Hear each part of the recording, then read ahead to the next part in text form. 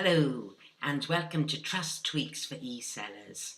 This is a short video based on a talk I gave in Cardiff for a workshop for e-sellers, people who have their own shops or who sell on eBay and Amazon. And you can see in this slide I've got a very personal little note that somebody sent to my husband with a product that he bought, which actually meant quite a lot to him when he got it. So that's a good start, good basis of building trust. There are 7 more tweaks to follow. So here are some celebrities: John Hamm from Mad Men, Lady Gaga and Idris Elba.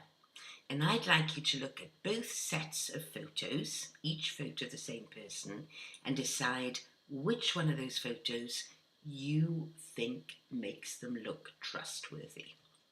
And we'll come back to this point in a moment. One of the things I always think matters a lot when we're talking about e-selling is what type of e-seller are you? Are you more hunter or are you a geek?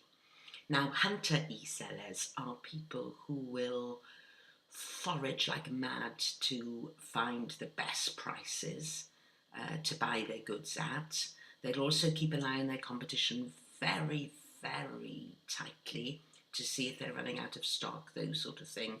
And it would be the thrill of the chase for them that motivates them above all else. So they'll be very motivated by getting the best deal, and they may not be particularly bothered about what they sell.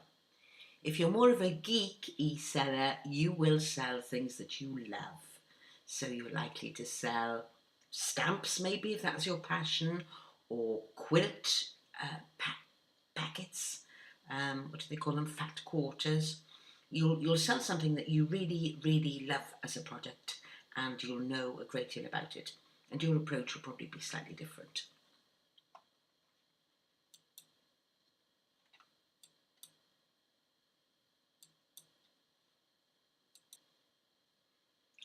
Here's an example of a really beautiful and successful online retailer, the John Lewis Partnership in the UK. And there are several things we can pick out from this that I'll talk about a bit later in a moment.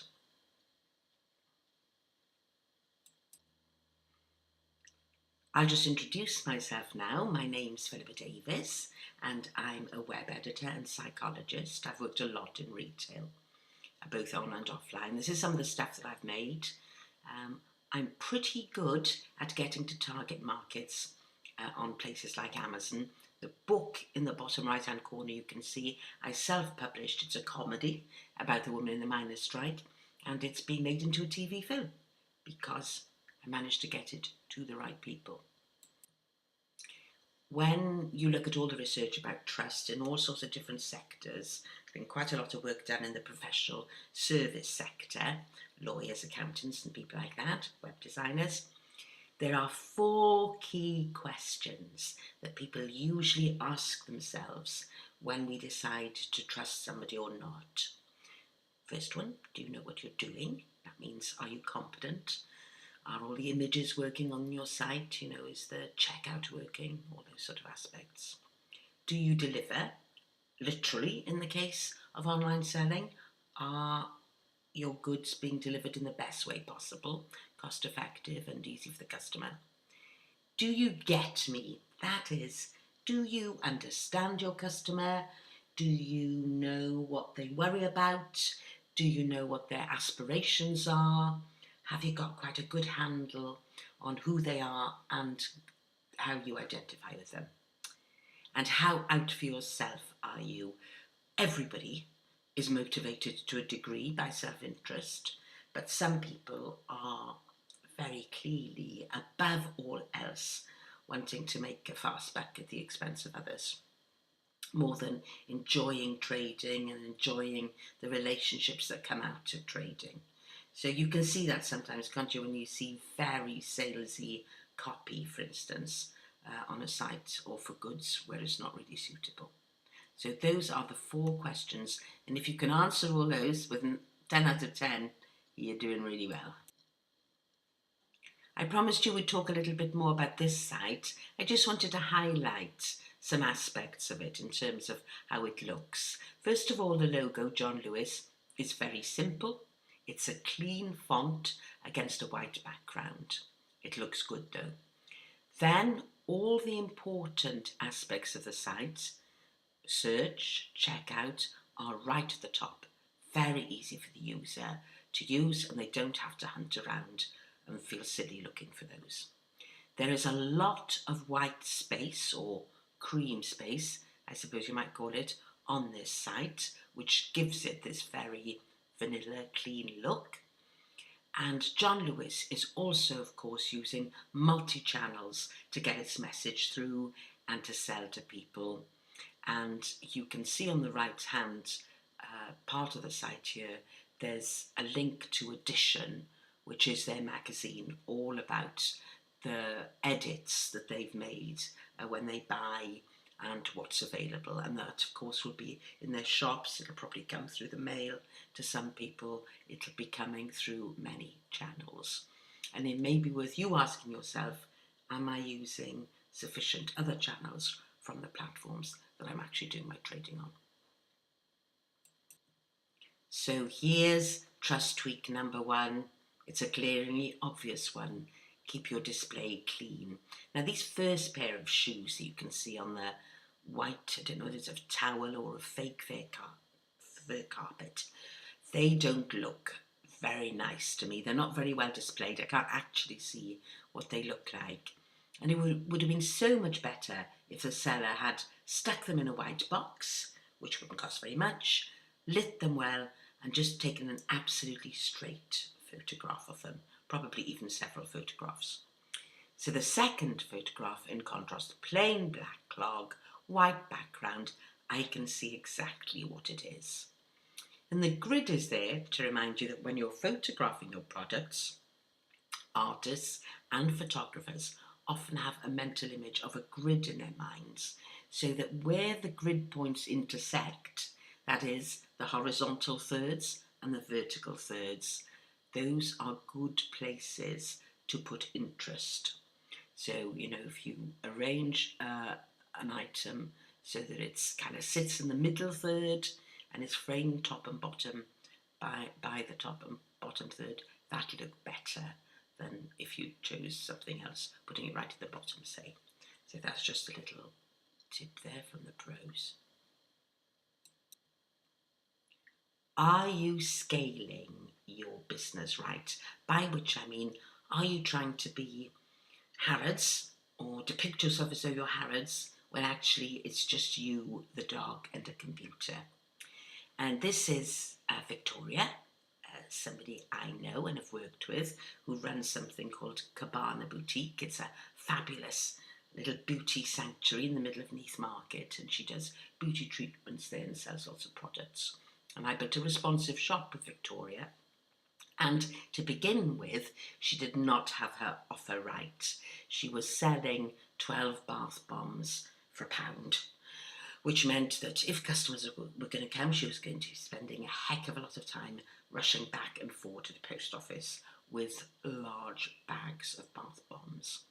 And then she's a very bright, sharp cookie. She asked herself, what are customers coming in to me for, which has got the highest markup?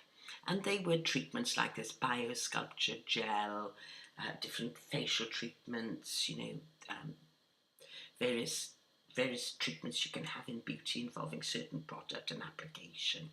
And she realised that some of these products could be sold online to her existing customers who, you know, like to come in and have them applied, but if they couldn't get there, then it would be very useful for them to be able to buy online. So that's what she did. She changed her online offer. It's still a small offer, but it's an offer that retails at about £30 or £40 rather than £1, with a lot of hassle. So Victoria scaled it right for herself. And sometimes people are rather afraid of being sort of personal and showing who they are and their situation. But actually, I think it works very well on online retail. The more people know about you, if it's true and authentic and attractive, the more they're likely to buy from you.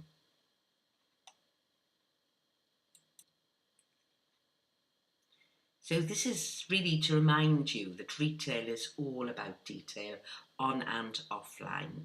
And the top line of this slide is the journey that customers go through. They come to the shop front, they see your product listings, they go to a specific product, and then they go to the checkout.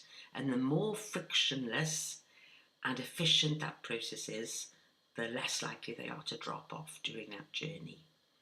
And then from your point of view, what you offer your customers as they experience it on the web is they see a theme, there's your platform behind that theme and supporting that theme, and within that platform there'll be a database where you can access all the details that you need to carry on trading. And here's a really good example I found online of somebody applying thorough application to detail in terms of how they sell something. They're selling a flip video camcorder, which is really a collector's item now because they're not manufactured anymore, I don't think. And it's retailing, as you can see, at £269.99, which is quite a fair big ask. But everything about this is help sell it because the title, Flip Video Ultra Camcorder, second generation with 4GB memory, fuchsia pink, is very specific. You know what you're getting. The description is technical, accurate, absolutely specific. As you can see, there's a video of how the flip works, and it's very professionally made and slick looking. So that's more likely to encourage me to part of my £269. And then on the side here, you can see there are 7 photographs showing you how the flip works. And indeed, a couple of these photographs, you can see where you put your fingers to work it. So any sort of doubts I might have as a customer get less when I see this amount of detail.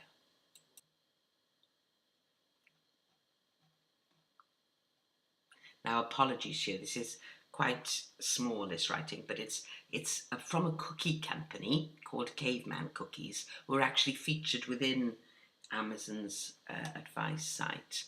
And it's just the most charming and personality laden copy. So they run through all the questions people typically ask about these cookies. Are they gluten-free? How long will they last? What size are the cookies? And then right at the end, which I love, they're asking, will these cookies help me lose weight? Now, if they will, they'll be the first cookies in the world to do that. But just let me say the answer for you. Well, we're not going to guarantee anything, but caveman cookies are an excellent way to satisfy your sweet tooth while also getting protein and fibre, which help you feel full. Oh, and we also have it on good authority that Caveman had very good figures. So that's just charming. And moving on, just to show you this quote, this is about experience design, which is what people call going to a website and reacting to it. And it describes ideas, emotions, and memories that these moments of connection to your site, to your store, may evoke for people. So it's something to be aware of, I think, as well as all the concerns we have about pricing, about making our shops efficient, about making them very profitable, that actually when people buy, ideas, emotions and memories are also quite important. Now, I brought some examples along of businesses that I think are trading using great trust building techniques, actually. And the first one is called Photo Jojo, and it's really packed with personality. You can see in the top left corner this truly unique gifts and gear for every type of photographer. They love photography. Their about page is all about their enthusiasm and their hunting for a photographic kit. And there's a story of two of them in New York suddenly saying to each other, you know, we so love photography, can we turn it into our business? And it's all very human, very passionate. They've got a page where they show you like us, you really, really like us, all the lovely stuff people are saying on Twitter about them, which of course are great testimonials, and a bit more than the type of standard reviews you get on eBay, for instance. And then they've got a blog where they give people extremely useful information, which also I think seems to rise quite high in the search engine. So here's an example of a post: shoot to sell, taking better photos for eBay, Etsy and Instructables. And I've obviously put this in because it might be something that you want to read. So extremely useful site, loads of helpful content, and content absolutely packed with personality as well. Now that's an American site, but here we have a UK site, and this is the #1 gadget store, and this is their eBay offer, and they have another one as well. But I just wanted to show you here how well they've considered their customers' pain points, if you like. So they've got that standard issue thing of eBay reviews. Their phone number is really clear and really in your eye line when you first come to the site. So if you're worried about delivery or, things might get broken or whatever, they're there and they're contactable. They tell you you can order before 4 o'clock for next day delivery, and if you choose Royal Mail special delivery on checkout, first class arrives next day in most cases, but this is not guaranteed. Now, as a customer, I really appreciate that because they're not putting a false promise on. They're going to say they're going to try and get it to me if I buy first class, but if I don't, then, I need to allow a little bit of leeway. And I like that a lot, and I suspect a lot of other customers do too. And then finally you can see plonked right in the middle, again really clear, a good distinctive font, and it's leaping out nice and large and bold: 14-day no hassle returns policy. So this site, it's very attractive, it's fun, but the main messages that leap out are those of reassurance. And what is it going to do? It's going to build trust. Now, this is just an example of Mac Rumours, which is a forum, and I typed in John Lewis into Mac Rumours because I've seen a lot of John Lewis presence there before. And when I typed it in at the start of May, this number of posts came up, which John Lewis had been mentioned in the first 2 weeks of May. So, and some of these posts have got absolutely gargantuan numbers of readers. There's one there with 1.5 million viewers. So these are good posts, and this is a good place to be mentioned in. So people are possibly recommending John Lewis, describing experiences there. Just it's getting mentioned. A lot of retailers think an adjunct to their shop, online shop, is a Facebook page. It works very well for some people, but for a lot of people, we need to be much more imaginative and really travel to places on the web where we know our customers hang out and are looking for information and help. And that may mean forums, communities, Reddit threads, wherever your customers are. You really, really need to imagine where those customers go and hang out there and be mega helpful.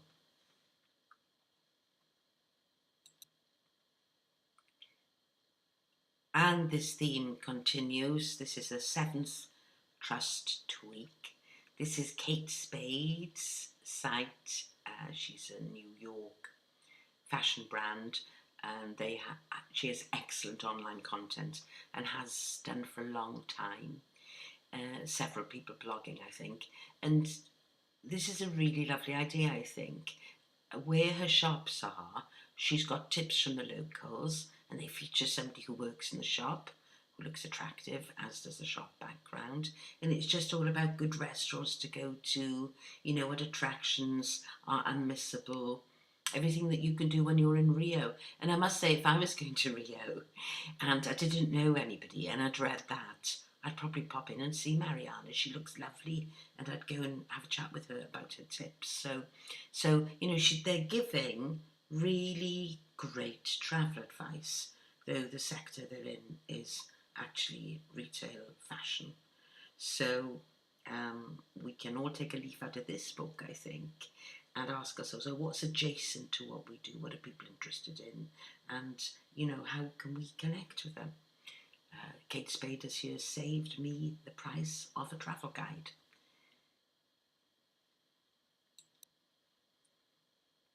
So here's some general advice to finish off on. There is lots of advice within platforms like Amazon and eBay, and sometimes you can look at shops within those platforms and think, my goodness, these people haven't been looking at the advice. Shopify has a great e-commerce university. Shopify is a lovely platform. There's money-saving supermarket.com. Lots of very good common sense there if you're thinking of just starting out. These recommendations come from Lee Simpson, developer at The Guardian. Tigtail.com is free, Scandinavian, lovely platform if you're thinking of starting out on e-commerce in a small way. WordPress plus WooCommerce can make a small to medium-sized shop, actually. I have built one of those, and it needs a little bit of technical knowledge, I'd say. You may be able to do it if you're a complete novice, but I suspect not. Shopify looks lovely and people speak very highly of it. It has a great support community. Big Cartel is another option. Magento is for larger shops, and that's owned by eBay, so it's kind of quite a big deal. And then some guidelines on books and suggestions. Books I found all really help this theme of being incredibly useful to your customers. And finally, if you have a look at Alan Hill's video on Udemy, Make Money on Amazon, he takes you on a very comprehensive tour around how it works as a shopping platform, which is absolutely fascinating, actually, whether you're thinking of selling yourself or not. So if you're just setting out on a journey of doing this, I do wish you the very best. And if you're no pro, well, I hope you picked up some tips. Thanks a lot and good luck. Keep selling.